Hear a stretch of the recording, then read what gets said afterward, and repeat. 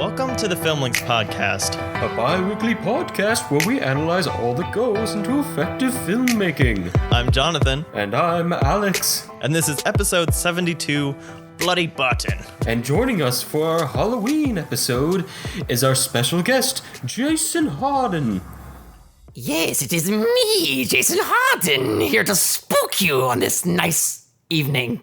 Welcome to the podcast, Jason, where we will be talking about the scary films of Tim Burton, who is one of the directors that you have a lot of fun watching. I don't know if he's necessarily one of your favorite directors, but I know that you really like these movies. Dude, absolutely, man. I mean, I've always been passionate about Halloween, and Tim Burton, of course, was just kind of that catalyst for that, you know, starting with The Nightmare Before Christmas and seeing that for the first time as a kid. Well, you know, kicked off the craze. Basically. I mean, it's all over the place. I love it.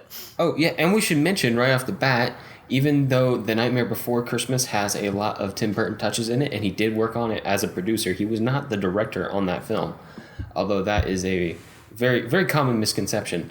Yeah, I feel like there's a lot of films like that. Like a lot of people associate Coraline and a lot of films like that with Tim Burton. Although he often has like producer touches to it, but not actually directed. Yeah. Oh, and James and the Giant Peach is another example of that as well. Yeah. Henry Selick, I believe, was the guy who directed that. Yeah, Henry Selick directed that. He directed The Nightmare Before Christmas, and he directed Coraline, which are all fantastic movies with a lot of Tim Burton spins on them. But we're not here to talk about that guy. We're here to talk about Tim Burton. What can you guys tell me about the background on Tim Burton so we know this weird human who makes these weird movies?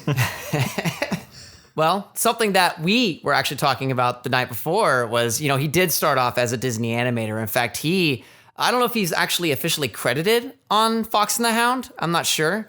I'm not sure either, but it's well documented that he was an animator on Fox and the Hound. And didn't you have an anecdote about like the style of that film? Yeah, so he was an animator for Disney for a while, and he worked on some live action stuff too. I think he did a Hansel and Gretel with kind of like an Asian cast and stuff like that. But on Fox and the Hound, he actually had a lot of trouble fitting into the Disney style of animation. He called it soft, quote unquote. And because he's, you know, obviously, as we're going to talk about his aesthetic today, he's very like dark and gritty and stuff like that.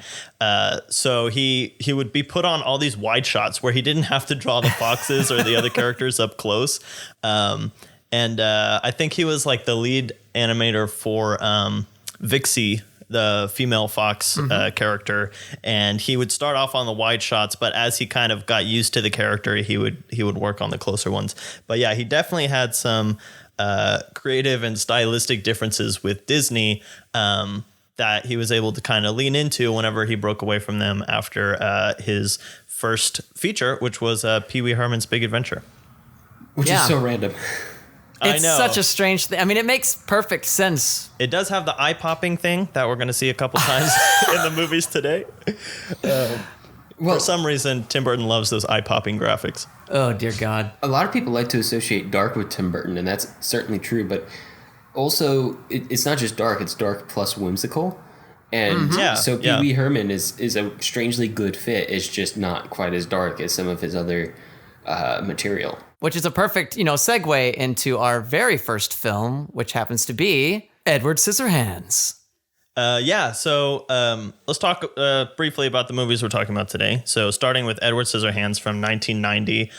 This movie was nominated for Best Makeup. That's the only thing. But you'll notice a lot of art direction and makeup direction nominees in the other two movies as well.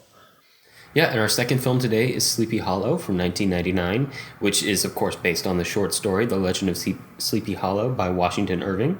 And this one won an Oscar for Best Set Direction, and it was nominated for Best Cinematography and Best Costume Design. Oh, yeah, I can agree with that. And the last film that we'll be discussing today is Sweeney Todd, the Demon Barber of Fleet Street, which came out in 2007. It is actually based on the Stephen Sondheim musical of the same name, which is based on the Penny Dreadful serial, A String of Pearls from 1846, which I actually had no idea about. I always thought it started off as a musical. No, this is a very old character. I didn't realize that either until I started researching it this week. But there are actually film adaptations of Sweeney Todd and the Sweeney Todd story going back to the 1930s, like the really old school, practically silent films. So I did not realize what a legacy that this character had. And I was actually told by my wife, actually, that Angela Lansbury played Mrs. Lovett at one point. Oh, wow. Yeah, Okay. There's a little tidbit for you. Well, anyways, back to the Tim Burton film. It actually won for Best Art Direction, which that makes plenty of sense. Of course. Nominated for Best Actor, which of course would be Johnny Depp, and Best Costume Design, again, makes plenty of sense. All right, so with that, let's get into the nitty gritty of our movies. And since Jason has been doing all of our movie breakdowns, we're actually going to have a friend of Jason's who is also quite into the vocal recording realm. His friend Caleb Hiles is coming on to graciously read our film summaries. So Caleb, set us up for Edward Scissorhands. Edward Scissorhands from 1990. In a happy little suburban town on a happy, bright, sunny day, Peg, a door-to-door sales associate for a makeup company, made her rounds throughout the neighborhood with no success. As she entered her car defeated, she looked up and noticed a mansion atop a gloomy hill, and made this final stop her last-ditch effort to make a sale. Little did she realize that the inhabitant within the mansion atop that gloomy hill would change her life and the lives of her neighborhood in extraordinary ways. So Edward Scissorhands was actually quite a surprise. Just for the longest time, I thought this film was a romance film. It kind of is. Kind of is in the end, but I always thought that was just like the entirety of the story. It's not like a rom-com or anything. Right. And often, too, I'd often see like trailers like depicting, it almost looked like, because we watched the film, so it almost looked like Edward Scissorhands became a barber in the end of the film. Like that was how society grow to know him, but it turns out that's actually a lot of the film is him using his scissor hands and making people's lives more convenient, I suppose. Yeah, contributing to the society with the talent that he has, I guess, if we want to get into kind of a more philosophical view of it, which I think that this film actually has a lot of elements that are really interesting to look at, like as kind of a modern fairy tale. It takes a lot of elements from classical fairy tales, like you can see a lot of parallels with Beauty and the Beast and stuff like that, or even Frankenstein, and kind of taking elements of that and not really like retelling those stories, but making something different set in the modern world, but also in a fantasy world, which I think that's a tone mix that's really interesting, and I think actually comes off really well in the movie. Yeah, it is a pretty fantastical world. I mean, even the plain suburbia that we're supposed to be descending into doesn't feel quite on the nose as actual suburbia, unless maybe like there's. It's farcical. I'm sure there's some certain Florida subdivisions out there that look like that, but. I mean, because all the houses are like pastel colors. It looks like Easter, the city. Really far apart. Everything is really big and simple and brightly colored, and pastel to the point of like gaudiness. And of course, there's a gaggle of gossiping females wandering about in this suburban town, talking about how things should be and how things shouldn't be, and they're all a bunch of hypocrites, and it's really fascinating to watch. Because you go in expecting it to be a Tim Burton movie, everything's going to be super duper dark, and of course there's dark moments in it, but most of it takes place like during the day. Oh yeah, you got a lot of the clear skies, sunny day, and all the town stuff, like you're saying, is very colorful. And oftentimes you think of Tim Burton as like we've been talking about, a very dark director, but. And I always thought it was interesting because I always kind of had it in my mind that Tim Burton kind of started off doing really dark gothic stories and then moved on to things like the Alice in Wonderland movies that he's done recently that are just like overflowing with colors and digital effects and stuff. But really, like you can even see those origins here because there's so much color. They're just all practical. They're not like digitally enhanced or anything. And I think this movie is also kind of a perfect example of the differences in or the range of Tim Burton's style, because you literally have the contrast between the pastel, overly kind of flowery town and the Gothic castle. I mean, that's a stark contrast that the film brings out a lot. And when you go into the castle, it's literally like straight out of Dracula from the 30s. Yes. And it's like that German expressionism thing brought to the modern day. And it's just those extremes kind of contrasting are what brings out this story, kind of the hypocritism of the kind of normal suburban people, and then how they pretend to accept Edward Scissorhands into their society until they can find any kind of dirt on him. Then they run him out of town. Yep. Which, I was going to say, something that was very interesting about the film is how, you were comparing it to that of like Beauty and the Beast and such. But the huge difference there is it turns it on its head. And instead of at first seeing him as a beast, they were a little freaked out by him at first, but almost immediately they were like, well, we could use this guy. Yeah. It becomes like almost an exploitation kind of thing where it's almost like they brought the beast home with them and and put him to work instead of kind of getting locked in his castle. So yeah, it's really interesting how you can see those elements and yet they're done in a non-stereotypical kind of way. I think one of the reasons that you think of this as a romance film, Jason, is that these films became very popular. I think to a certain degree still are among a certain set of teenage women and some men who identified with Winona Ryder a whole lot, and were also very much the manic pixie sad boy Johnny Depp was very much their type, and that's what these movies became. It was like here's a romance lead that's different from all the rest that you've seen in a typical teenage movie from the 1990s or early 2000s. Here's something different out there. It satisfies your flowery nature and your like hidden gothic nature all at the same time. Well, funny enough, I was looking at the Wikipedia page, just taking a gander, and I was looking at the poster and the way they marketed it, and it shows. This is why I thought that. Like, it shows Edward Scissorhands standing there behind, holding Winona Ryder, and she's just kind of looking all fragile, and not even a blue sky. It was almost like you ever seen those romantic comedy posters where you got the white background and you got the two love interests? It was that. Yeah. And it's kind of strange because there's several posters for Edward Scissorhands, and they kind of take on different elements. Some of them are very dark and they like prominently show his scissors in his hand. Some of them are like you're talking about more romantic, essentially because the story incorporates all of those things together, and it's really interesting. So this is actually the only one of the three that is an original story, and apparently Tim Burton came up with this idea like when he was in high school. He came up with the kind of seeds of the idea and then fleshed them out once he got more of a platform, because this is still one of his pretty early movies.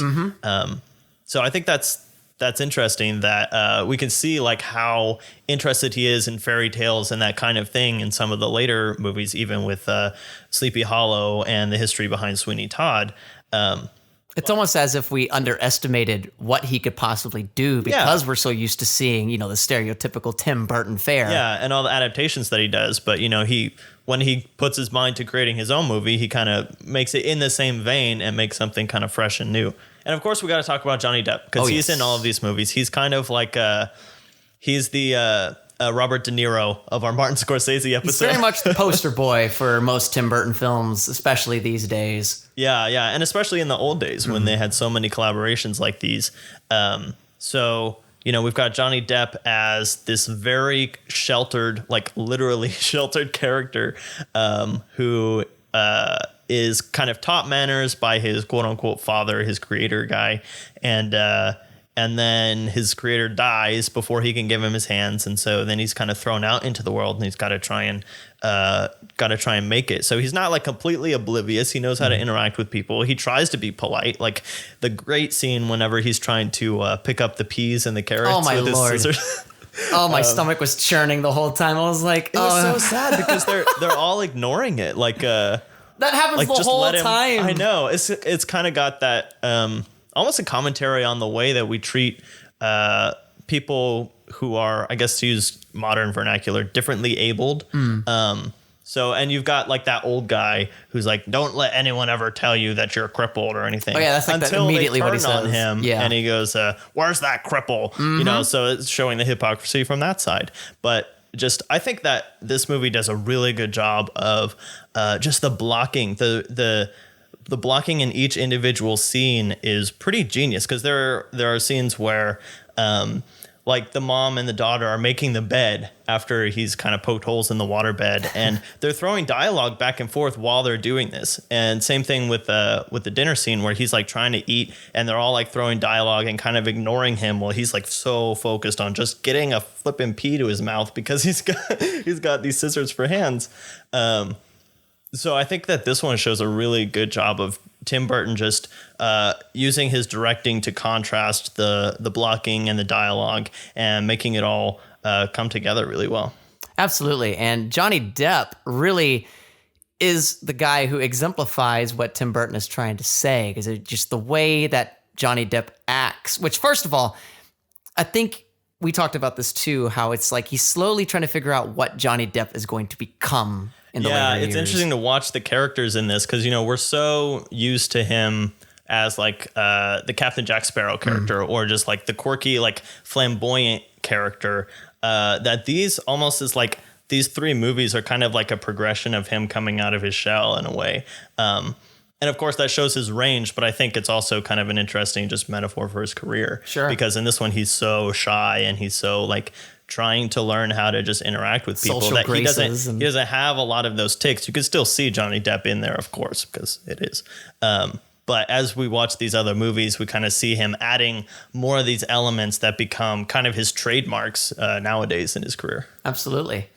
And to go back to how Johnny Depp exemplifies what, you know, Tim Burton is trying to say, you know, just like the little subtleties and like how he holds his face together, basically, like the lip thing that he does. Yeah, right? His mouth is it's got this interesting, I don't know, this kind of pinched look to it. Very much pinched, like very small reactions to things. And it's very subtle. Which when, of course, the film gets to that climatic ending and you start seeing him get angry, you feel that. Yeah. Because the whole time he's not said very much. He's not reacted very much. And Johnny Depp does a great job at bringing that out later in the film.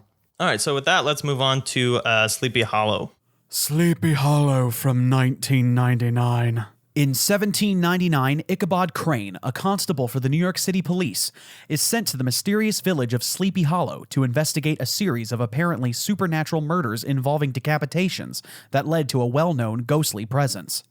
All right, so being me, I have to kind of kick this conversation off with the elements of the adaptation because this is a really classic short story, and I think it's really interesting what Tim Burton does to it, because I think that nowadays the common conception of the story of Sleepy Hollow is this one. It's this kind of supernatural horror kind of a story. But when you actually go back and read Washington Irving's story, it's nothing like that at all. It's this almost whimsical kind of romance where this schoolmaster, Ichabod Crane, who comes to this town fairly new and just kind of like, he's basically a loafer going around living with all the people. And then he falls in love with one of the girls in the town. And then the big jock guy is kind of his competition for her affections.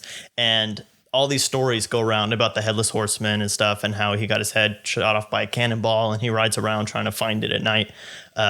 So Brahm, the competing love interest who shows up in this movie a little bit, he dresses up as the Headless Horseman and throws a pumpkin at Ichabod Crane like it's a head, and he gets so scared that he runs away, which is actually paid homage to in the movie. But other than that, he kind of Tim Burton just takes the legend and like, all right, what happens if this was real? And then he just like throws all these supernatural elements into it, almost to a comic tongue-in-cheek level. There's just so much. Oh, yes. It's like when I originally watched it, I was like, man, this is just ridiculous. But now I'm like, is this like a satirical portrayal? Because it's like, it's almost too ridiculous, I think. It does feel like that. And if you look at Johnny Depp's portrayal as Ichabod Crane, it's a little over the top in certain ways. Like it's a little tongue-in-cheek. It's almost like he's jimming the camera, to borrow parlance from The Office occasionally, except you know, he doesn't actually know that the camera's there. Like his kind reaction to things, almost a self-aware thing. Yeah. Like he passes out in very funny ways, or like he recoils and like, but not in a jump scary way. Like he's just kind of grossed out by things. Not to say that there aren't moments of genuine tension and fear in the movie, but it's a movie that functions on different levels. And the entire time I was watching it, and granted, I was on a lot of painkillers at the time, I kept thinking, oh man, this feels like a modern day pilot for a TV show.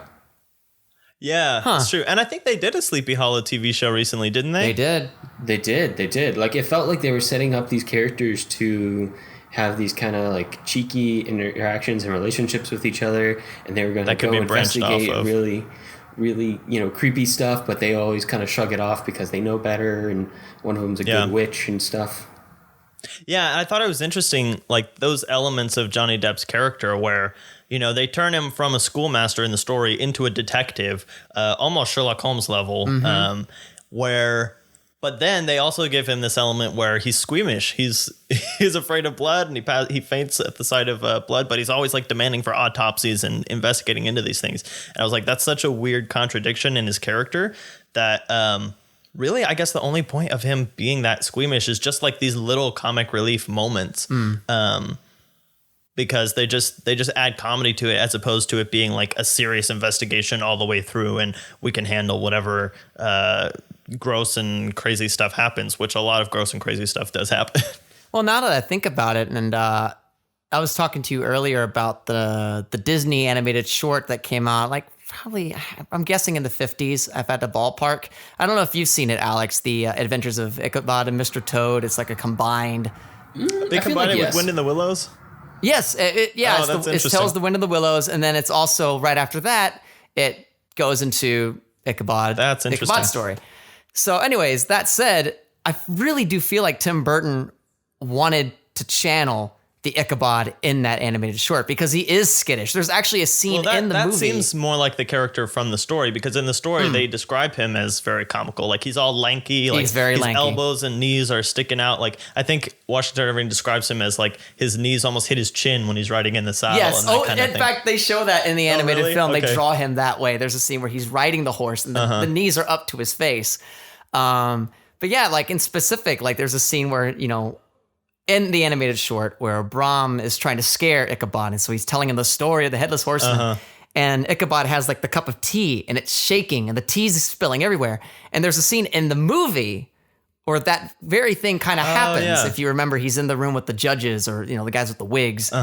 And he's, got the teacup and it's shaking. And there's like little nods like that throughout the film.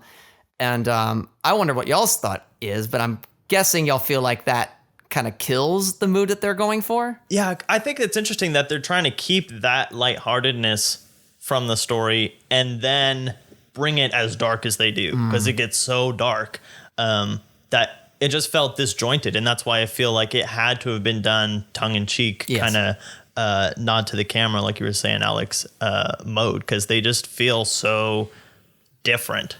Yeah, I mean, Tim Burton's always trying to splice together the whimsical and the dark. Kind of like the fantastical and the kind of gritty, kind of, just really gory at times. And, trying to mix those all together is quite the balancing act. And if you look at something like Edward Scissorhands, I think it's pulled off incredibly well. In Sleepy Hollow, I think there's some beats where you go, ah. Yeah. I literally laughed out loud at some of the like scary parts, quote unquote. Tim Burton loves his eye-popping graphics, and we get that again with one of the witches in this.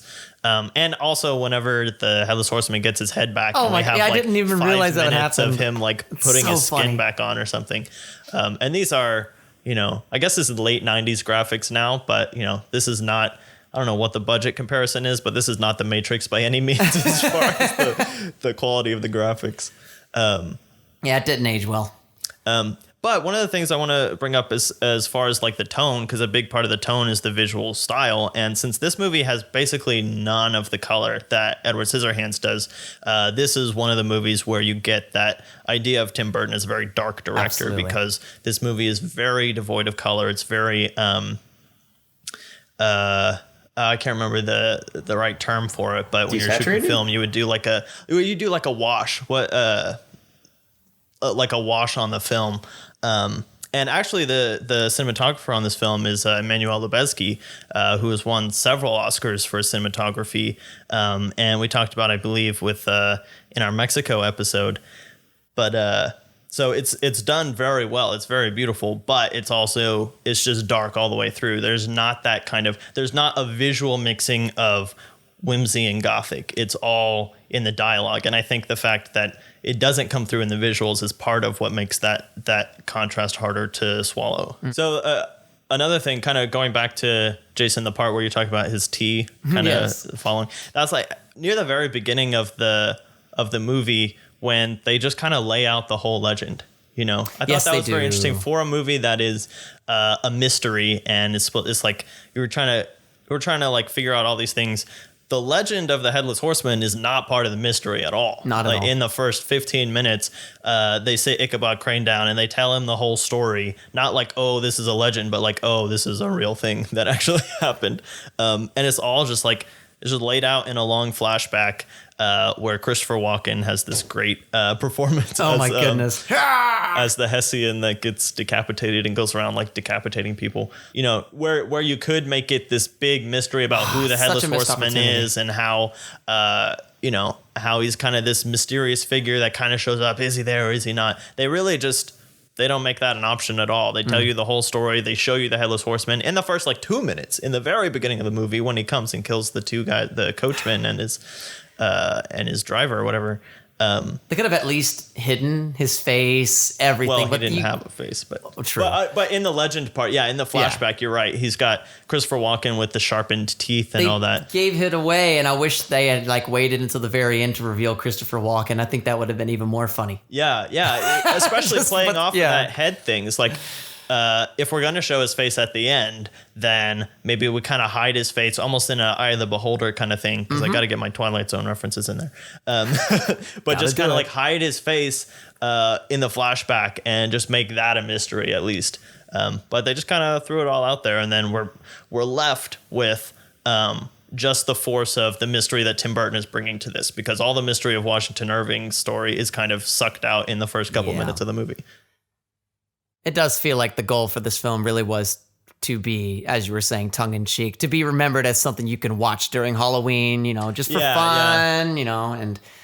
Because it almost like goes down a Halloween checklist. It's like jack-o'-lantern, witches, headless horsemen, detectives, Autumn leaves, check. Yeah. Gore tree. Gore tree. Oh God, the gore tree. That is the coolest. You gotta come on. That was super cool. The tree birth. He like births the headless horseman. It's so weird. That was really freaky on the painkillers, guys. I bet. Oh, Alex. Oh my God. Yeah, the entire time that you guys were just talking about VFX, I was like, I don't know what they're talking about. It looked great to me. It really popped out of the screen.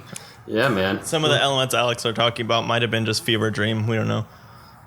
Maybe this movie didn't exist. We're all just playing into his fantasy. We're going to go on Mulholland Drive on Tim Burton. All right, so with all that being said, let's move on to Sweeney Todd. My favorite. Sweeney Todd, the Demon Barber of Fleet Street, from 2007. After 15 years of imprisonment for a false accusation, the newly named Sweeney Todd arrives to London to return to his beautiful wife Lucy and beloved child Joanna. But when he finds out that Lucy poisoned herself, he seeks to get revenge on the man who took his entire life away in a plot so devilishly cruel and ironic, it will leave you begging for seconds. All right, Sweeney Todd, guys. My favorite for numerous reasons. Start listing them. Tell me why. We'll just go through them. The musical aspect. It's some of my favorite. It's so memorable, and I believe Alan Menken was the guy who wrote, or rather, I guess the word you would use is. Well, wouldn't they have taken Stephen Sondheim's music? Yes. So there's a word for that. It's he rearranged it. Yeah, exactly. Okay, there you go. Yeah, he arranged the music. He composed a lot of the soundtrack, of course. Musical. Absolutely, man. It's good stuff. Which is interesting to see Tim Burton doing a musical. Yes. And which just immediately gives a whimsical aspect to anything. Even if it's a movie about slitting people's throats and selling feeding them in meat to pies. Everybody else. So he's set up pretty well already off the bat to mix his darkness and his whimsicalness from the get-go. Like, it's a preset sale. Like, you're good to go. It's hard to fuck up. Yeah, from the first 5 minutes when Johnny Depp starts singing, you're like, all right, I got this. It's wonderful because everyone is actually singing, which, in true musical fashion, that's what, you do. You sing, even if you can't, that's your character. And really everyone sounds wonderful. Like, it doesn't sound like there's any harsh tuning or anything. Yeah, because we've talked about My Fair Lady on the podcast before, and even that, several of the characters, including Audrey Hepburn, were dubbed over. Even though Audrey Hepburn didn't have a bad voice, it just wasn't necessarily like a Broadway professional voice. What they wanted. But here you have Johnny Depp singing, you have Helena Bonham Carter singing, you have friggin' Alan Rickman singing. Oh my gosh, if Alan Rickman's singing, no one has an excuse. I know, you know what I right? mean? But that's what makes it all so wonderful. You could tell everyone has a theatrical background, and being that a lot of them are British actors, it feels authentic when you watch them be in this like droll, like I guess 1800s London or something like that. Yeah. It feels authentic. And another element that I really, really love is... They did like to sing in 1800s London. I mean, what else could you do when you're so depressed all the time? Yeah. I don't know. You could eat a meat pie. You could eat a meat pie. Ugh. How's your appetite holding up, guys? When last year, I'll tell you this. I go for Me and my steak right wife, to celebrate it, we were celebrating Halloween, so we ate chicken pot pies whilst watching the film. It was brilliant. Felt That's good. so messed up. now. Oh, man. Living on the edge. Jeez. Absolutely, man. So to talk about Johnny Depp, because, of course, Johnny Depp is, one of the ongoing themes of this entire, podcast. I picked films that all had Johnny Depp in it just to kind of have a cohesiveness to it. This is my favorite Johnny Depp performance. Completely? Completely. And it has a lot to do with what I was talking about with Edward Scissorhands. There's this initial buildup. And when it does get to the point where, he does kill Judge Turpin at the very end, he finally gets that taste of blood. He gets it. Mm-hmm. And the whole time he's carrying himself with a little bit more grace, and he's keeping it all internal, and he's just waiting for that moment to pounce. And then when he does, it's just, you feel it burning in your blood. It's interesting because I was looking up like some trivia and stuff on IMDb, but apparently Tim Burton talks about how the story with Benjamin Parker is so internal. Like all of his motivations are so internal. Benjamin Parker being the original name of Sweeney Todd. And so because there is all of that just like emotional buildup, he basically uses the excessive blood as a catharsis. Yes. He uses that as your release. It's almost like it kind of takes the place of comic relief, which there is some in the movie, but also there's just that, like, you've got all these emotions bubbling up and then slice. Okay, we got to see the, like the way the blood pours out too, at least for the normal throat cutting. Well, there are several different ways that it comes out of the throat. True. At least in this film, there's like a clean cut and it just kind of rains down the neck. And you're right. That's a very interesting to say because it feels very like, just like watching it pour on down. And the way that the blood, you described it as uncanny valley, which I've never heard blood described that way, but it's perfect because it's so bright. And, the color of it. It plays really well to have that color as a metaphor, if that makes sense. If it had just been the normal color of blood, I don't think it would have been as excessive feeling. Yeah. I mean, of course, the blood's going everywhere. And it's not to say that that's intentional, but it's just one of those things where, and Alex, we've talked about the color of blood before. Like Technicolor blood is similar color to the way that we see here. Oh, yes. But there's always that either too dark or too bright element of blood that's like, I don't know that I've seen a movie that like really nails it where it's like, oh man, that guy just got cut. Yeah. Yeah, so like that excessiveness, and that's most of the color in the movie too. So again, this movie is very dark, with the blacks and the browns and the reds come out with the blood. That is our main pop of color, like we've been talking about with the way that Tim Burton uses his color. But even though there aren't a lot of like really bright and colorful scenes, the only one I can think of is when they're fantasizing about living on the beach and all that kind of stuff, which actually feels. It actually feels out of place a little bit. Yes. But that's the point. It's a break. It's kind of them moving on with their life. It's what their life could be. It's right before the climax. So. And it is. It's right before it gets really dark. So that's a little bit of a catharsis too. But yeah, I think that plus the music kind of compensates for the fact that we don't have a lot of color in adding that whimsy like we've been talking about. So it is dark, but it's excessively dark and gory to a point, for a point. Absolutely. So I think Tim Burton, in this film especially, had a lot of fun with grossing people out.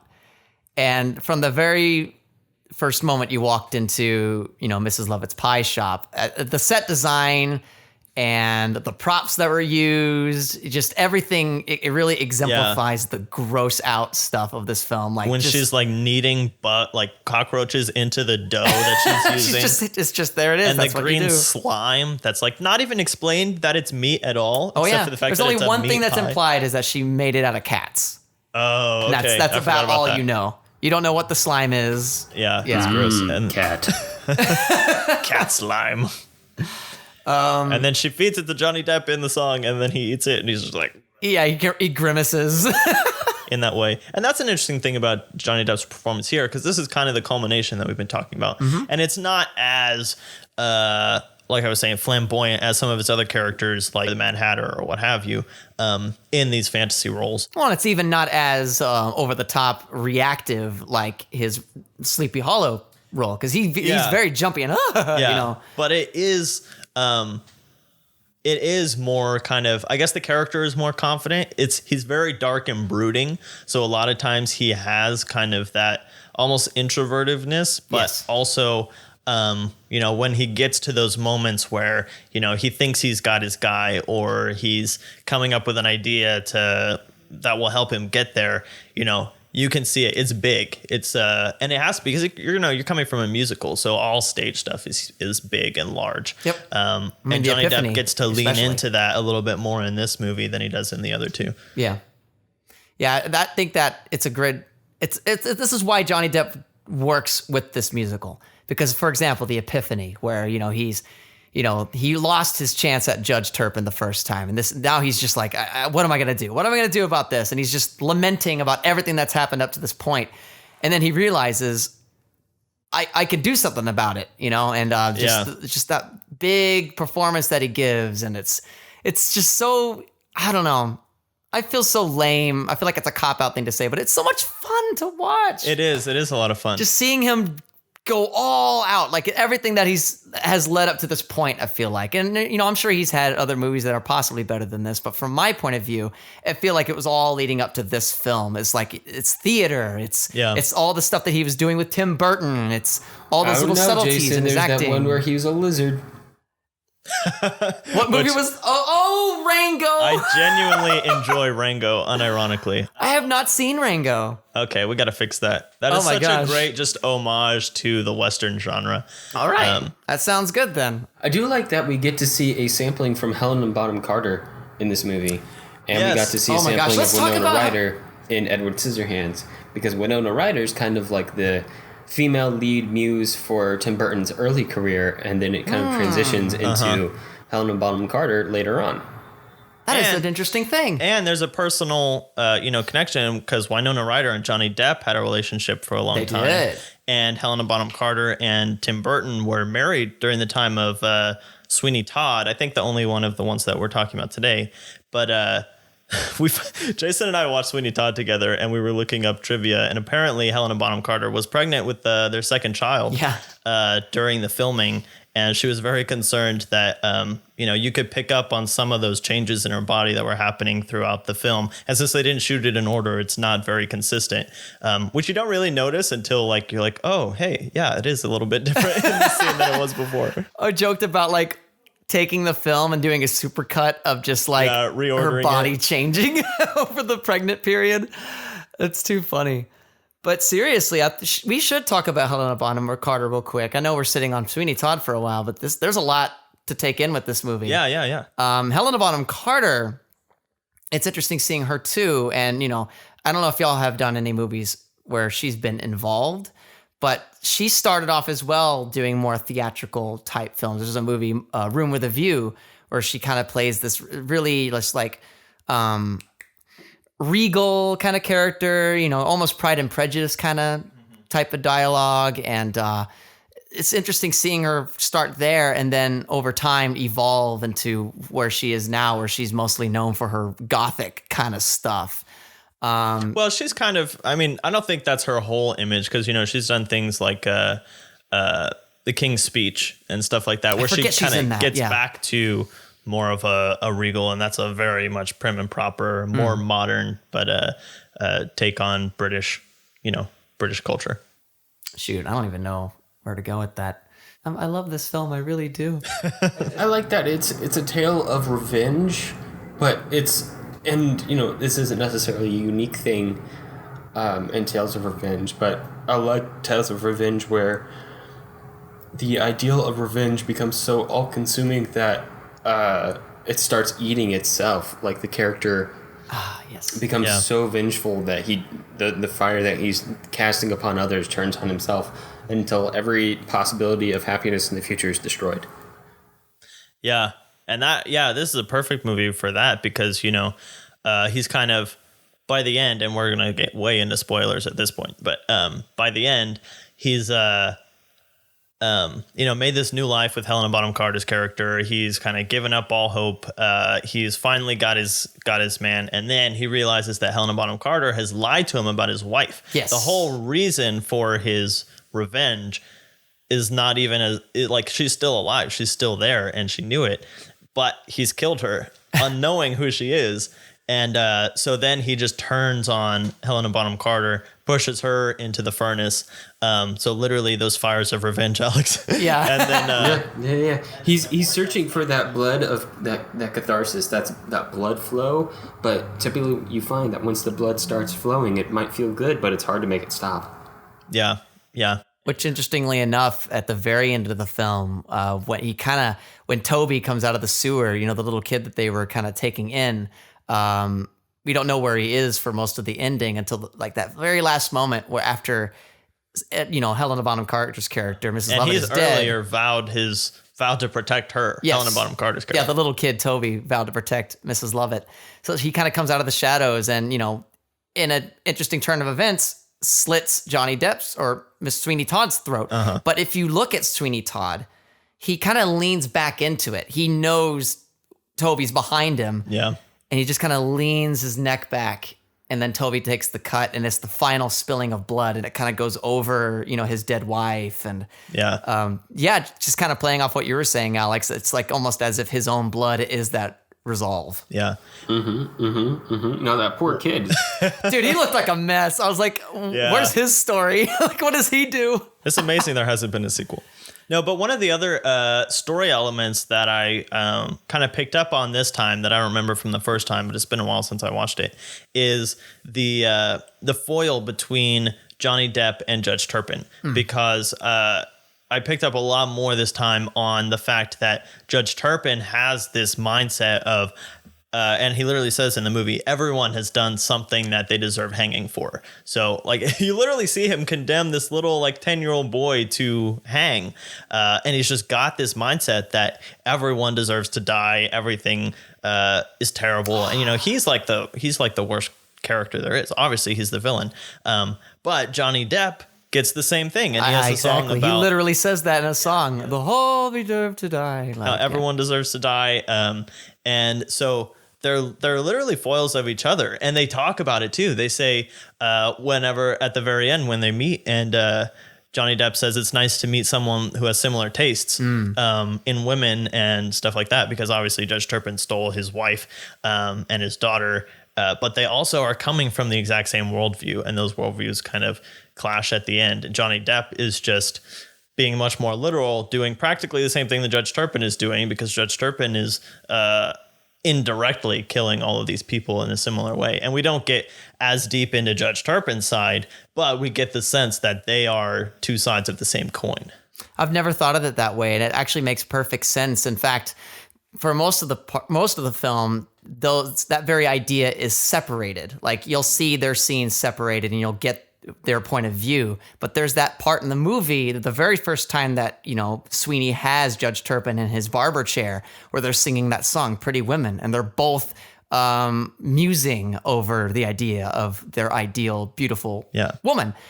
It's right there in your face. That makes so much sense. That's fascinating. Yeah. And it also brings up this really interesting idea that this movie has no good guy. And it's not that Sweeney Todd is an anti-hero, like we've talked about with a lot of, noir films and Hitchcock films, where you have someone who's not necessarily making the right choices, but he's still following his convictions and stuff like that, which Sweeney Todd does, but not in a in any kind of heroic way whatsoever. Yeah. It's just maniacal. But we keep watching because I think it boils down to what you said earlier. It's fun, Yes. and we're revealing a dark side of humanity in a very literal sense. But I think it kind of tunes in to everyone's like darker side a little bit. You want to feel for Sweeney, even though in your right mind this is messed up to no end, but you care because you see it from his side. His wife was, and you have that sympathy at the beginning. Yeah. Yes, absolutely, and I think that carries on. But then there's that shift where you start siding a little bit more with Toby, and then right after that moment where it clicks with Toby, Helena, I'm sorry, things start getting out of hand. You see them as monsters at that point. Absolutely. And it's frightening. There's that awesome scene where his daughter actually comes up not knowing who Sweeney Todd is, and they both finally meet up. And of course, Sweeney doesn't realize this, and Joanna doesn't realize this, but he's about to kill her. Like that, this guy's a monster. Yeah. And I just love how like the things eventually kind of come back to reality for the viewer. I was going to say something else interesting too. My wife pointed this out, how at the very beginning, of course, when his wife was alive, it was almost as if he was in love with her, like all that. But after everything that happened 15 years later, it was almost as if he was in love with the idea of Lucy and being with his daughter. He was in love with the idea of that he couldn't see how things were then. He wasn't willing to start anew. He wanted that past, which of course is why he does what he does. But I think there's an interesting, maybe an argument against that in the fact that he finds out that the crazy cripple, distorted face woman from the street is his wife. And he gets so mad. And you kind of get this sense that if he had known, he would have tried to reconcile and he would have been with her. Otherwise, he wouldn't have been that mad if he was so obsessed with this perfect ideal of his wife from the beginning, then seeing her the way she is now probably would have turned, kind of destroyed his whole illusion. But he was so angry that he wasn't able to be with her, even the way that she is, that it kind of just pushes him over the edge and ends up with his demise. That's fascinating. Yeah. So it's interesting how many layers are in this, which comes from a story that's basically one of the old just pulp gothic right. There's so many stories. things it's turned into somewhat of a character study. Yeah. All right, guys. So let's move on to overall notes. And I think there's a couple things that have been coming up a lot already, such as Johnny Depp, also the different aesthetics and the different, clearly there are types of stories that Tim Burton is very interested in telling and stories that he's very good at telling. So I guess, what are we taking away from Tim Burton's career as a whole, or at least these more gothic sides? Because we haven't talked about, he has several other films that are much lighter, have a very different tone. But what are we thinking about Tim Burton's gothic side of him, especially from these early 90s and 2000s films? He likes fantastical subjects. He likes he likes mixing in the whimsical touch to everything he does. He likes very big feeling theatrical moments. Even in a film like Edward Scissorhands, which is fairly scaled down, the climax feels very theatrical, very large. Oh yes. Yeah. So yeah. I mean, he's a contradiction within himself, and that shows in the films that he makes. And sometimes it works very well, and sometimes it misses the mark a bit, and that's okay. Yeah. But he goes for it with all these guys, and I think what we realize is that there is this common perception of Tim Burton as the dark and gothic guy, but I think that undersells him on a lot of points. Absolutely. And again, it's not even just the aesthetic of the darkness and the colors that he uses. It's how he's able to make you relate to a character. Like, from face value, you just see the dark side of things, but what he really wants you to do is relate to these characters and see yourself in these characters. That speaks heavily with Edward Scissorhands. He's a creepy looking dude, but he's able immediately. He wants you to be able to feel for him, and that's the whole movie. That's something you'd feel like would happen maybe later in the film, but that's from the get-go. You feel for Edward Scissorhands. So not just aesthetic is he able to make a contrast between like light and dark, and all that stuff. He's able to do that with the characters and the emotions that they give off as well. He even makes the Headless Horseman almost sympathetic by the end of Very Sleepy much Hollow, so. too, I mean, because during he's a patsy. during the that when you're first introduced to him, when he was telling the story, there's that scene where he's in the woods and he runs into the two little girls, and in your mind you're like, oh, he's gonna kill them, but he's just kind of like, shh, you know what I mean? And of course the girls kind of mess everything up. But he has by the end, you're like, why didn't you kill them? yeah, man, we would have been all right with that. No, I do not like to kill children. Do not twist my words. Unless they turn into evil witches that control you and to kill other people. Too late. It's on record. So yeah, he really knows how to take a super dark character, more so not just what they do, but also how they act and how they look, and then make them into something that you could potentially relate to. Yeah. Which, of course, Sweeney Todd is another great example of that. He tunes into that dark side of the human brain, and he just makes you feel for him. And I think he's really, really good at that. And I think there's another common conception to see Tim Burton, or maybe it's just me, as like someone who overuses the visual effects. He like with the modern films, like from Charlie and the Chocolate Factory, basically on to Alice in Wonderland and this some current of these decade of Tim Burton films, really. Yeah, they're very heavy on the CG and specifically computer generated effects. But we can kind of see that he's evolved with effects. Edward Scissorhands is full of effects of one way or another. They're just all practical and they're all very cheap because he didn't have as much of a budget or following at that point. And then we get to Sleepy Hollow and we can see him throwing in a ton of visual effects that may or may not have played off as well. And then even in Sweeney Todd, that opening sequence where we're going through the gears and following the blood. And it's like, it looks so cheesy nowadays because the effects aren't to the caliber that they are now. I'd say even worse than that. Like, that was cool because, that was the opening sequence. It's fine. Like, I thought you were going to mention the scene where, like, it's an exposition. Yeah, where it kind of takes you through the city and it's all fast paced and there's a lot of motion blur and it just hurts to look at. Yeah. That really didn't age well. It hurts to look at now. It hurt to look at when we were watching it, I was thinking of like it feels like a modern video game cutscene because it's just like this whole city of London that's all computer generated and the camera is just like weaving in and out of it.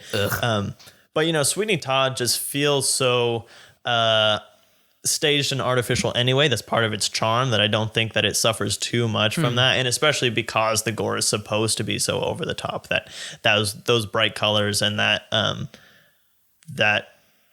kind of fake effect, again, that uncanny valley of knowing that it's not real blood, kind of they don't really detract from the story because you get the point. The idea of the blood is more important than believing that the blood is real. They want it to be as satisfying as it looks when it comes out of the necks. So yeah, absolutely. And then, we've got to talk about all of Tim Burton's collaborations, because there are several that we talked about in these movies.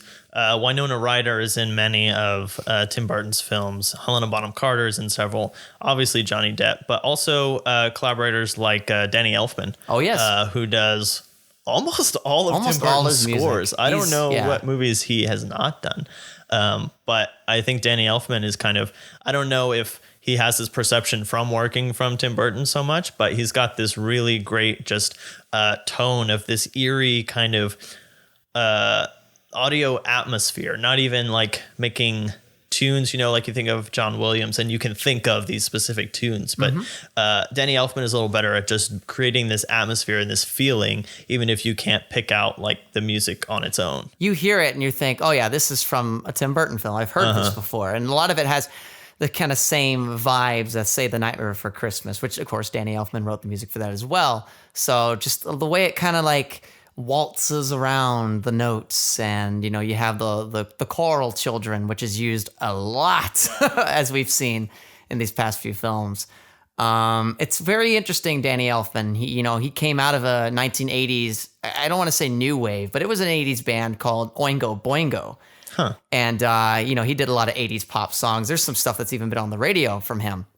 And just, I want to know, like, what was the connection between him and Tim Burton? Were they friends? Were they acquaintances? Yeah, like, I'm not even sure which movie they originally collaborated on. I'm not sure if Danny Elfman was on Pee Wee Herman that early. I think he was on Pee Wee Herman. Oh, really? Wow. I could look it up real quick. But I mean, we know that he was in Edward Scissorhands and the other two also. Not that he necessarily wrote all of the music for Sweeney Todd, but... That actually is the one movie I don't think he was involved with, because, again, that was Alan Menken, who is also known for doing Disney films too. So yeah. So as it turns out, it looks like Danny Elfman was involved with Pee Wee Herman. So he's done from the lot. beginning. Yeah. Yes. Yeah.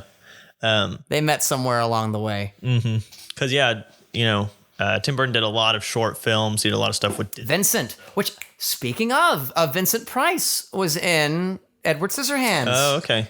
One of Burton's most known short films, Vincent, about this young boy who's just infatuated, if that's a word, with Vincent Price. And I almost wonder if Tim Burton was kind of projecting himself into that character. It's wonderful. Yeah. Have you seen that short film? I have not, but I saw it when I was researching stuff. And Vincent Price actually did voice work. He did the narration. Yeah, that's interesting that he comes back. I didn't realize he was in Sweeney Todd. Mm-hmm. Well, not Sweeney Todd, but Scissorhands. Oh, Scissorhands, that's right. So yeah, is there anything else, Jason, that, is anything we haven't touched on that is just things that make you so, in love with just watching Tim Burton and just having fun with these really dark movies? You never know what he's going to do. Edward Scissorhands is a beautiful example of this, because, again, I didn't know what it was going to be. I only had like my, idea.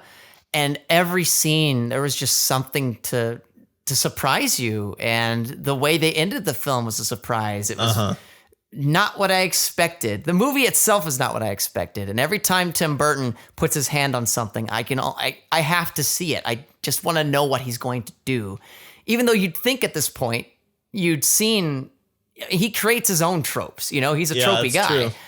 But he finds new ways to express his style. His most recent film that's going to be coming out, I believe, is going to be the Dumbo adaptation. Yeah, that's right. For Disney, the live action. Yeah. What's he going to do? Yeah. It's so Dumbo fascinating. Dumbo is one of the freakiest Disney movies anyway. Yes. With some of those, like the drunk sequence and whatever. A lot of imagery in that is a little off-putting. Yeah. For a young viewer. Not quite as dark as maybe Pinocchio, but still, it'd be really interesting to see what Tim Burton does with that. So yeah, I mean, there it is. I mean, every single movie he puts out, everything that he touches is exciting. And what's even more exciting is when he puts out something that you weren't expecting. I remember Big Eyes when that came out back in 2014. That's one of his newest ones. Yeah, it is. And we saw that in theaters, and that too was quite the surprise. In fact, watching Edward Scissorhands, it was interesting because he kind of goes back to that kind of suburban look with a lot of the pink houses and all that stuff. I don't know, man. I think he's just a treat. And every time he comes out with something, it'll be sad when he retires. Yeah. Because it's just, he keeps a lot of that childhood feeling alive. Even in his more adult films, he always finds a way to bring it back to, our childhood, fears and just the little things that are just slightly twisted, that uncanny valley of like the blood, for example. Just the way that he sees things, it's very childlike. And it is interesting the way that he portrays childhood itself, Edward Scissorhands is almost a coming-of-age story in itself with not only Edward Scissorhands, but Winona Ryder's character as well. And then in Sleepy Hollow, you have the kid whose parents get killed at the beginning of the movie, and so he kind of follows Ichabod Crane throughout. And then, obviously, Sweeney Todd, the kid who comes back and has the last slash, if you will. It does seem as though Tim Burton uses a lot of children. I never really thought about that there's always that character that has to look up at somebody, or they have to outlive the terrors. Yes. Yeah. Which is great for kids watching too, because it gives them someone to, relate to. Yeah. Putting a caveat that not all children should be watching Tim Burton right, movies, absolutely. Until a certain age. Okay, cool, guys. Well, thank you so much for coming on, Jason. Let's talk a little bit about what we're doing next week, Alex, or next time. All right, Jonathan. Next time on the podcast, we are going to be doing an episode all about fantasy films and tall tales. And that's a very broad subject, but we tried to pick some films that would fall in line with each other. First up would be The Princess Bride from 1987. Then next would be actually another Tim Burton film, Big Fish from 2003. And then finally, from 2006, The Fall.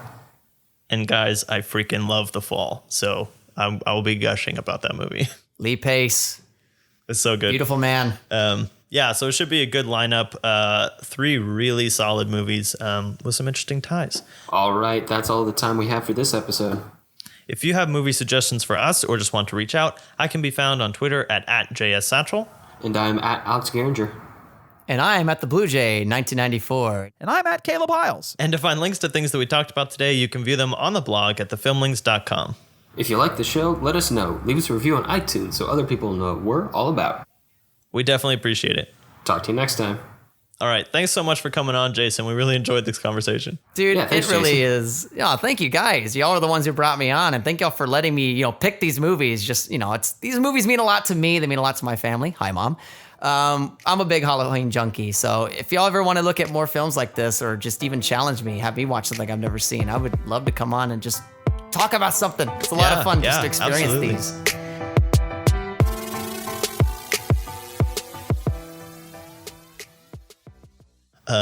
Christopher Ryden. Because he got to.